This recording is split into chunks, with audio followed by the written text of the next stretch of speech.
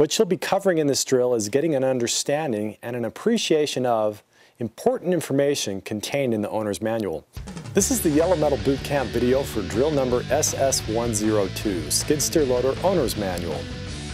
To begin this drill, you should be enrolled in Level 1 classes. This drill is a basic Level 1 exercise which is required for NAHET certification. What you'll be covering in this drill is getting an understanding and an appreciation of important information contained in the owner's manual. This is important because the most pertinent document to get familiar with when learning about the model of skid steer that you're operating is the owner's manual, since it contains information specific to your machine.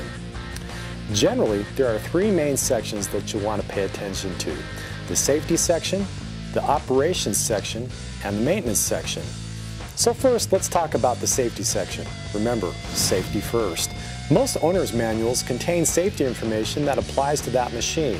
Sure, it's not the most entertaining stuff in the world, but it might help you avoid some pain. Don't take a shortcut.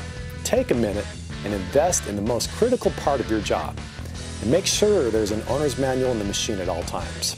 The safety section will have information on things like burn and electrical storm injury prevention, recommended personal protective equipment, and work tool safety precautions. The whole manual will also be full of warnings and notices. Some different things that are explained in one manual included a warning of how working or attaching the work tool incorrectly could result in serious injury or even death, and a warning not to operate the machine without confirmation that the coupler pins are fully engaged, and to make sure to have the armrest lowered in order to operate the machine. Next, you normally have the operations section, including descriptions and functions of controls, control symbols, and what different gauges are, warning lights, and indicators.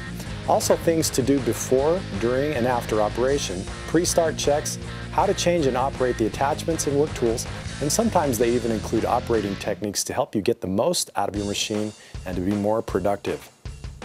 Then you'll have a maintenance section which goes over maintenance intervals, including how often to grease, when to change the oil and hydraulic fluid, what types of fluids, how to replace filters and fuses, a list of symbols for the fuse block, where grease points are located, etc.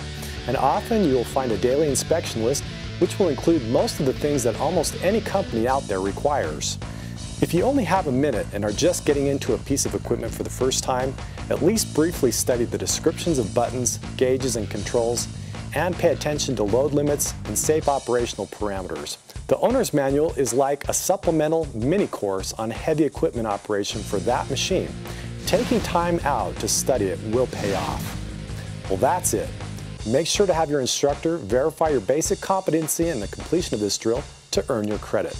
Remember, they may have a different way for you to accomplish this drill, or may demonstrate methods that differ from those that are shown or explained here, and they have the final say in how to perform each drill and the authority to determine whether or not they've been completed acceptably.